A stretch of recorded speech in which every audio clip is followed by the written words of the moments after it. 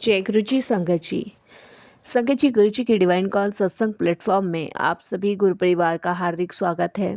शुक्राना गुरु जी महाराज का कि उन्होंने मुझे ये सेवा दी कि मैं आप सभी गुरु परिवार के समीप आके गुरु जी के कल्याण महिमा अनुभव का वर्णन कर पा रही हूँ। अनंतम शुक्राना मेरे गुरु जी महाराज का। संगत जी, आज का जो सत्संग मैं आपके साथ शेयर करने जा रही हूँ वो हेमा आंटी का सत्संग है। ये बहुत प्यारा और ब्लेसिंगफुल सत्संग है, तो मेरी विनती है आप सभी गुरु परिवार से कि सत्संग को आप अंत तक सुने, ध्यान से सुने। सत्संग का मतलब होता है सत्य का संग, और सत्संग की प्राप्ति जब ही होती है जब गुरु कृपा होती है। तो हम सभी बड़े भाग्यशाली हैं कि हम पे गुरु कृपा हुई और हमें सत्संग सुनने का और शेयर करने का सौभाग्य प्राप्त हुआ। तो प्लीज़ बिना स्किप किए से ज़रूर सुनिएगा। इसके अलावा अगर आप भी अपने सत्संग अनुभव शेयर करना चाहते हैं तो हिंदी में साफ राइटिंग में आप अपना सत्संग लिखकर हमारी जीमेल आईडी पर सेंड कर सकते हैं, ताकि आपके द्वारा सुनाए गए सत्संग से जो भी गुरुजी महाराज की नई जुड़ने वाली संगत होगी उन्हें गुरुजी के कल्याण महिमा अनुभव के बारे में ज़्यादा से ज़्यादा पता चलेगा। सत्संग आपको पसंद आए तो आप इसको ज़रूर लाइक कीजिएगा, चैनल को सब्सक्राइब कर दीजिएगा और वीडियो को शेयर ज़रूर कीजिएगा। संगत जी, चलते हैं गुरुजी महाराज के सत्संग की ओर। सत्संग शुरू करने से पहले मैं एक चीज़ आपसे शेयर करना चाहूँगी। संगत जी, अगर आपका कोई भी सवाल है गुरुजी से रिलेटिव तो आप मुझे कमेंट्स बॉक्स में लिख सकते हैं, या आपकी जर्नी कैसे गुरुजी के साथ शुरू हुई, या आपका कोई सत्संग है तो भी आप कमेंट्स बॉक्स में लिख सकते हैं। मैं ज़रूर उसको शेयर करूँगी। कहते हैं ना कि जब हम गुरुजी के सत्संग शेयर करते हैं तो पता नहीं कौन से कष्ट हमारे कटते हैं। तो प्लीज़ आप कमेंट्स बॉक्स में ज़रूर लिखिएगा और जय गुरु जी की हाज़िरी लगाना बिल्कुल भी नहीं भूलिएगा, क्योंकि जब भी हम जय गुरु जी की हाज़िरी लगाते हैं, शुक्राना करते हैं, तो वो गुरु जी के चरणों में जाता है। तो चलिए सुनते हैं हेमा आंटी का सत्संग। सत्संग शुरू करने से पहले करते हैं गुरु जी का मंत्र जाप। ओम नमः शिवाय, शिव जी सदा सहाय। ओम नमः शिवाय, गुरु जी सदा सहाय। जय गुरु जी संगत जी। सत श्री अकाल, प्रणाम संगत जी। गुरुजी महाराज के चरणों में कोटि कोटि नमन। सारी संगत जी को जय गुरु जी। मेरा नाम हेमा है और मैं आज आप सभी के साथ अपना एक ऐसा अनुभव शेयर करने जा रही हूँ जो गुरुजी महाराज की कृपा से है। तो शुक्राना गुरुजी, ये दात बख्शने के लिए बहुत बहुत आपका शुक्राना। संगत जी, रोज़मर्रा हमारी ज़िंदगी ऐसी होती जा रही है कि हम कितना भी भगवान के करीब जाएं, कितनी भी भक्ति कर लें, कितना भी हम अपने आप को ठीक करने की कोशिश कर लें, लेकिन कहीं ना कहीं हमारे जीवन में कुछ ना कुछ कमियां ज़रूर रह जाती हैं। संगत जी, रात दिन हम इतने बेचैन रहते हैं कि हम समझ ही नहीं पाते कि आखिर हम इस जीवन में करने क्या आए हैं। संगत जी, ऐसा समय एक दिन मेरे पास भी था जब मेरी पूरी लाइफ में, मेरे पूरे घर में अंधेरा ही अंधेरा था, जो मुझे निगलने की कगार पे था। पूरे घर में सन्नाटा था। पूरे घर में ये मान लीजिए संगत जी कि चारों दिशाओं में जीवन इस कदर अंधेरे की घंघोर छाया में डूब चुका था कि कहीं से रोशनी की किरण नज़र नहीं आ रही थी। हम सबकी ज़िंदगी में मुश्किल आती है, पर कुछ परेशानियां ऐसी होती हैं संगत जी जो हमको धीरे धीरे तोड़ देती है। आज जो मैं बताने जा रही हूँ ना संगत जी, वो मेरी ज़िंदगी की ऐसी परेशानियां थी जिसने मुझे तोड़ा। मेरा विश्वास, मेरा भरोसा और मेरे साथ विश्वासघात भी हुआ। बीमारी और फिर एक चुपके से आई आशा जिसने मेरी सांसें भी छीनने की कोशिश की।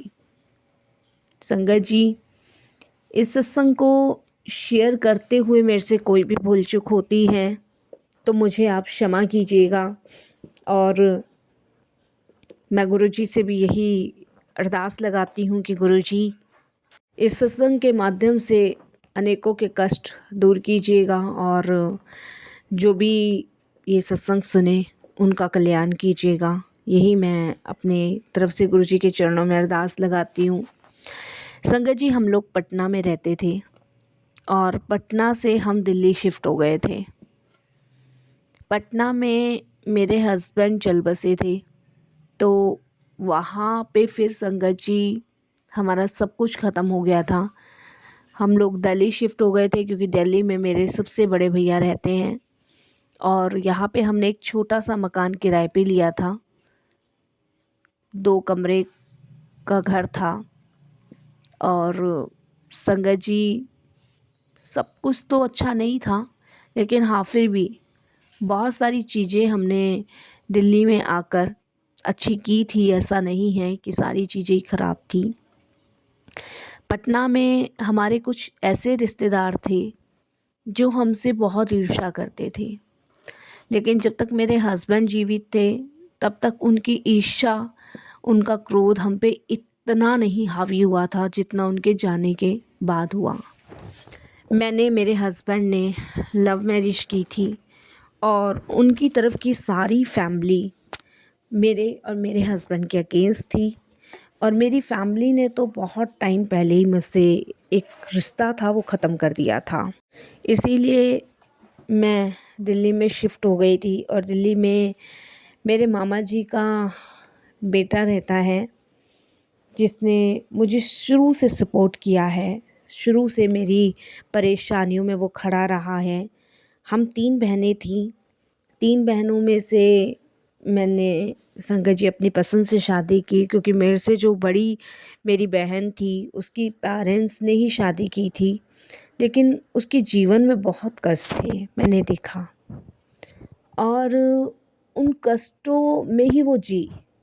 तो मैं नहीं चाहती थी संगत जी कि मैं ऐसे शादी के बंधन में बंधूं जहाँ मेरा जीवन बिल्कुल नर्क हो जाए। इसलिए मेरे हस्बैंड विजय, जिन्हें मैं पहले से ही जानती थी और इनसे शादी करना चाहती थी, मैंने घर वालों के सामने भी ये प्रस्ताव रखा था पर उन्होंने मना कर दिया था, जिसकी वजह से संगत जी हम लोगों ने अपने आप शादी करी। खैर संगत जी, मेरे हस्बैंड बहुत जल्दी हम लोगों को छोड़ के चले गए। उसके बाद उनकी फैमिली का जो बिल्कुल ही एक कहर कह लीजिए या ये कह लीजिए कि मतलब ईर्ष्या, क्रोध जो बढ़ा उन लोगों का, उसने बिल्कुल हमें झंझोर दिया, बिल्कुल तोड़ दिया अंदर से, जिसकी वजह से मुझे दिल्ली शिफ्ट होना पड़ा। संगत जी, शुरुआत में तो देखिए बड़ी समस्या हुई। भाई ने सपोर्ट किया जहाँ तक करना था, लेकिन मैं चाहती थी कि मैं कुछ करूँ और मुझे दिल्ली में कहीं भी काम नहीं मिल रहा था, कहीं भी। मेरे भाई ने 1-2 जगह बात भी करी लेकिन कुछ नहीं हो रहा था, लेकिन भाई से भी कब तक पैसे लेके घर को चलाती रहती। संगत जी, फिर मुझे एक जगह झाड़ू पोछे और बर्तन का काम मिला। बड़ा दुख हुआ ये काम जब मुझे मिला, लेकिन मैंने अपने आप को एक हौसला दिया कि नहीं, ये काम मुझे करना है। संगत जी, आँखों में एक अजीब सी थकान थी क्योंकि थक चुकी थी मैं लोगों की नफ़रत देख देख के, लेकिन फिर भी मैंने वो काम पकड़ा। संगत जी, बेटा जो था वो पढ़ाई कर रहा था, लेकिन उसने डिसाइड किया कि वो पढ़ाई छोड़ के नौकरी करेगा। संगत जी, मैंने उसको हाँ भरी नौकरी करने के लिए। पढ़ाई मैंने छुटवाई अपने बच्चे की। उसका सबसे बड़ा कारण ये था कि मैं जहाँ काम कर रही थी झाड़ू पोछे बर्तन का, वहाँ मुझे सिर्फ 2,500 रुपये मिल रहे थे। 2,500 में संगत जी मैं कैसे बच्चों को पढ़ाऊँ और कैसे क्या करूँ। बेटे ने तो पढ़ाई छोड़ दी और वो कहीं नौकरी पे लग गया। मेरे हस्बैंड के गुजरने के बाद संगत जी पूरे घर की जिम्मेदारी मुझ पे थी और 2,500-3 हज़ार में घर का खर्च चल नहीं रहा था। इधर संगत जी, बेटे की नौकरी लग तो गई थी, लेकिन संगत जी बेटे की नौकरी फिर छूट भी गई। मैं वहाँ से भी मारी गई, पढ़ाई भी छुटवाई, नौकरी भी छूट गई। संगत जी बड़े परेशान मैं उन दिनों हो गई, बहुत परेशान हो गई। मैंने संगत जी बता नहीं सकती कि मेरे पास 1 रुपया भी नहीं था, 1 रुपया भी नहीं। जो थोड़ी बहुत बची खुची जमा पूंजी थी वो भी लग गई। संगत जी उसके बाद बेटे को कहीं नौकरी मिली, ठेकेदारी पर थोड़े पैसे मिलते थे, थोड़े पैसे नहीं मिलते थे, ऐसे काम चल रहा था। संगत जी मकान मालिक बार बार यही बात कहने लगा कि बिजली का बिल नहीं भरा है, घर का किराया नहीं आपने दिया है, खाली करना पड़ सकता है, और बहुत कुछ बोल जाते थे। मकान मालिक आप जानते ही हो, जिसका मकान है वो कहाँ मतलब रुकते हैं या कहाँ किसी की परेशानी देखते हैं। और हमारे साथ संगत जी बहुत कुछ ऐसा हो रहा था जो हमने कभी सोचा नहीं था। एक दिन संगत जी दिल्ली के अंदर ही मेरे भाई के एक दोस्त हैं, और वो भाई के घर आए हुए थे। तो जब मैं भाई के घर पहुंची तो मेरे भाई ने उनके साथ ये बात शेयर करी कि ये मेरी दीदी हैं, पटना में रहती थी, जीजा जी ऐसे ऐसे एक्सपायर हो गए, फैमिली ने साथ नहीं दिया, तो कहीं नौकरी हो तो इनकी लगवा दो। मतलब मेरे भाई ने उनसे ये बात कही। तो संगत जी जब उनसे ये बात कही तो उन्होंने एक जगह बताई, और उन्होंने कहा कि आप जो है वहाँ पे जाके देख लो, और वहाँ पे जगह खाली आपको लगा लेंगे। संगत जी बस अब और नहीं, मैं बहुत बेचैन हो गई थी, क्योंकि संगत जी जहाँ पे मैं नौकरी करने के लिए गई, जहाँ उन्होंने बताया, वहाँ पे संगत जी मैं चली तो गई, लेकिन वहाँ पे अब विश्वास नहीं करोगे, इतना गंदा माहौल था। संगत जी वहाँ पे बिस्कुटों का काम होता था, वहाँ बिस्कुट बनाने का काम था। मैं वहाँ लग तो गई, आप विश्वास नहीं मांगोगे कि संगत जी वहाँ पे इतने गंदे लोग थे ना, कि वहाँ औरतों के साथ बदतमीजी की जाती थी। वहाँ मेरे साथ भी संगत जी कुछ बदतमीजी लोगों ने करनी शुरू कर दी, और मैं संगत जी बहुत परेशान हो गई, बहुत परेशान, इतनी परेशान कि मैं आपको बता नहीं सकती, बहुत दुखी, बहुत परेशान। मैंने संगत जी वहाँ से काम छोड़ा और घर आके बैठी। संगत जी आप विश्वास नहीं मानोगे कि वो पल मुझे ऐसा लग रहा था जैसे कि ये मेरे जीवन का आखिरी पल हो जाए। इतना दुख, इतना दर्द मैंने सहा है। शाम को संगत जी फिर मकान मालिक आ गया, दरवाज़ा खटखटाने लगा और बोलने लगा कि आपने पैसे नहीं दिए, ये नहीं दिया। मैंने उनको बोला मैं पूरी कोशिश कर रही हूँ कि कहीं से हो जाए, पर कहीं से इंतज़ाम नहीं हो रही था। मेरी सांसें थम गई संगत जी, और बस बता नहीं सकती कि उस समय क्या मेरे ऊपर बीत रही थी। संगत जी बदनामी के डर और असफलता का भय मुझे पूरी तरह तोड़ रहा था, ये लगा लो पूरी तरह टूटी हुई थी। तो मेरे ही कमरे के बराबर में संगत जी एक हमारे जानने वाले रहते हैं, और मेरे भाई के जानने वाले हैं, तो मेरे भी जानने वाले हो गए थे। तो उन्होंने हमें गुरुजी के बारे में बताया था। उन्होंने कहा था कि आप इतने परेशान हो, इतना देख रहे हैं कि भाई आप इतने कष्ट में हो, तो आप गुरुजी के पास क्यों नहीं जाते? आप एक बार वहाँ जाओ, वहाँ पे देखना आपके सारे कष्ट दूर हो जाएंगे। ये बात उन्होंने कही। तो मैंने कहा भाई मैं तो यहाँ किसी गुरुजी को जानती नहीं, मैं तो यहाँ पहली बार आई हूँ, और कैसे जाना है, क्या जाना है, कुछ समझ नहीं आता। तो उन्होंने कहा कि वहाँ पे ना सबके कष्ट दूर हो जाते हैं, आप एक बार जाके देखो। उनकी बात सुनकर संगत जी, मेरा बेटा और मैं पहली बार वहाँ गुरुजी के दरबार गए। हमें कुछ पता तो था नहीं देखिए संगत जी, लेकिन फिर भी हम पहली बार वहाँ पहुँचे। वहाँ पहुँचने के बाद संगत जी मतलब एक अजीब सी शांति, सुकून था। मैंने किसी को नहीं बताया था कि उस बिस्कुट की फैक्ट्री में मेरे साथ कितनी बदतमीजी हुई थी, लेकिन गुरुजी सब जानते थे, सब कुछ जानते थे। बड़ा अच्छा शांति का सा माहौल लगा और मैंने वहाँ पे गुरुजी के सामने प्रार्थना करनी शुरू करी। संगत जी, अब मैंने वहाँ जाना ये समझ लो शुरू कर दिया। इसके बाद संगत जी मेरे को जो था यही रहता था कि बस बच्चे की कहीं नौकरी लग जाए, क्योंकि एक तो इसकी पढ़ाई छुटवा दी है, ऊपर से कहीं नौकरी भी नहीं लग रही, क्या करूँ क्या नहीं, एक बेटी और है पढ़ने वाली, कैसे करूँ। तो आप विश्वास नहीं करोगे संगत जी कि गुरुजी की ऐसी मेहर हुई, ऐसी मेहर हुई कि जिस कंपनी में मेरा भाई काम करता था वहाँ पार्ट बनते थे, वहाँ पे विधवाओं के लिए नौकरी निकली थी, जो विधवा हैं। तो वहाँ पे संगत जी मेरे भाई ने मेरे लिए भी अप्लाई किया और वहाँ पे मेरी जॉब लगी पहली बार गुरुजी के दरबार जाने के बाद। संगत जी अब मैं वहीं जॉब करती हूँ और आज की डेट में जो मेरी सैलरी है ना, वो संगत जी 25,000 रुपये है। मेरा पीएफ फंड बोनस सब कटता है उस कंपनी में। तो ये गुरुजी की मेहर से हुआ। संगत जी इधर गुरुजी की कृपा से मेरे भाई की भी नौकरी लगी। मेरे भाई की जो नौकरी थी वहाँ से वो रिटायर हो चुका था, तो वहाँ पे उसकी भी नौकरी किसी और कंपनी में लगी। इधर संगत जी मेरे बेटे की भी जॉब लग गई। आप विश्वास नहीं करोगे संगत जी कि मतलब आज की डेट में हमारे ऊपर किसी भी चीज़ की कोई परेशानी नहीं है।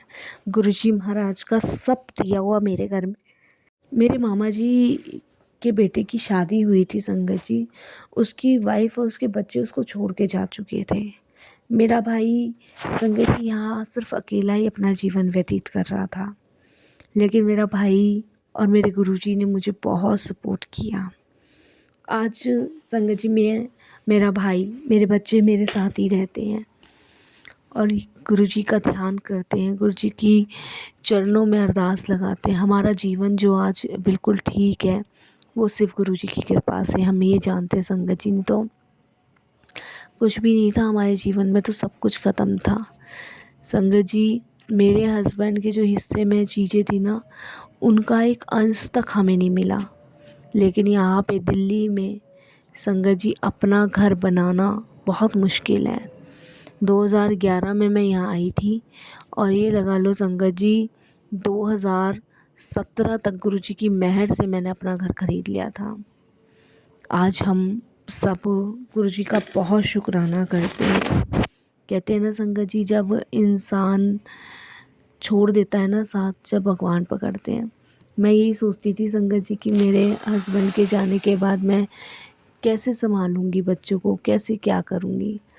लेकिन गुरुजी ने ऐसे हमें संभाला, ऐसे हमें संभाला कि सारे ही कष्ट, सारी ही विपदाएं गुरुजी ने दूर कर दी, जिसके लिए मैं हमेशा गुरुजी का धन्यवाद करती हूँ। संगत जी गुरुजी की असीम कृपा हम सभी पे बनी हुई है और बनी रहे।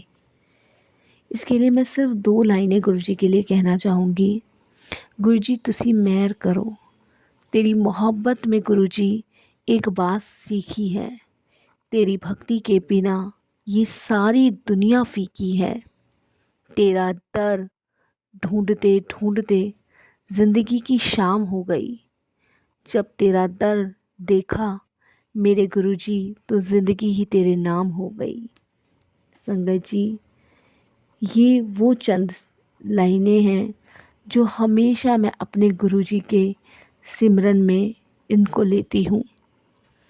गुरुजी नाम में रम लो, सारा मिलेगा, इस जन्म में उस जन्म का भी नज़ारा मिलेगा। वक्त बेवक्त ही जप लो गुरुजी का नाम, क्योंकि ये जीवन फिर ना दोबारा मिलेगा। हकीकत है संगत जी, ये जीवन दोबारा कभी नहीं मिलेगा। अगर हमने अभी गुरुजी की भक्ति नहीं करी, उनकी कृपा नहीं पाई, तो हमें कभी भी संगत जी दोबारा जन्म नहीं मिलेगा। और ये बहुत अनमोल जन्म है संगत जी, क्योंकि मानवी रूपी जो चोला है वो हमारे गुरुजी ने हमें दे रखा है। और इस चोले का हमेशा हमें यही ध्यान रखना है कि इस चोले में हमें निरंतर भक्ति करनी है, आराधना करनी है और प्रभु का चिंतन करना है। संगत जी, मेरा जीवन तो सिर्फ मेरे गुरुजी के नाम ही है। बनकर मेरा साया, मेरा साथ निभाना मेरे गुरुजी। मैं जहाँ जहाँ जाऊँ तुम वहीं वहीं आना मेरे गुरुजी। साया तो छोड़ जाता है साथ अंधेरे में, लेकिन तुम अंधेरे में मेरा उजाला बन जाना मेरे गुरुजी। जीवन में हमेशा दूसरों के साथ अच्छा करने की कोशिश करें संगत जी। भलाई हर तरफ से लौटकर एक ना एक दिन वापस ज़रूर आती है। मेरे साथ इतना बुरा बर्ताव मेरे हस्बैंड के जाने के बाद मेरे अपनों ने किया कि जिसकी मैंने कभी उम्मीद नहीं करी थी। लेकिन गुरुजी ने हमेशा दूसरों की खुशी का कारण मुझे बना दिया। संगत जी, गुरुजी कहते हैं तुम्हारा खुशियों का खजाना कभी खाली मैं नहीं होने दूंगा। चाहे लोग तुम्हें कितना रुलाएं, कितना दुखी करें, लेकिन जब तक मैं तुम्हारे साथ हूँ तुम्हारा कभी बुरा नहीं होने दूंगा। संगत जी, एक चीज़ और कहूँगी, शिकवा नहीं शुक्राना सीख गई। तेरी संगत में खुद को झुकाना सीख गई। पहले मायूस हो जाती थी कुछ ना मिलने पर, अब तेरी रजा में राजी रहना सीख गई।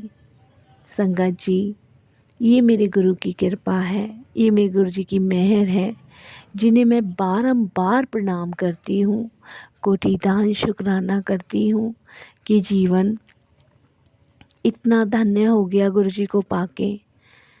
आज मेरे जीवन में खुशहाली के पल सिर्फ मेरे गुरु जी की कृपा से हैं। गुरु जी की मेहर, गुरु जी की ब्लेसिंग्स हमेशा हमारे साथ हैं। अपने आप को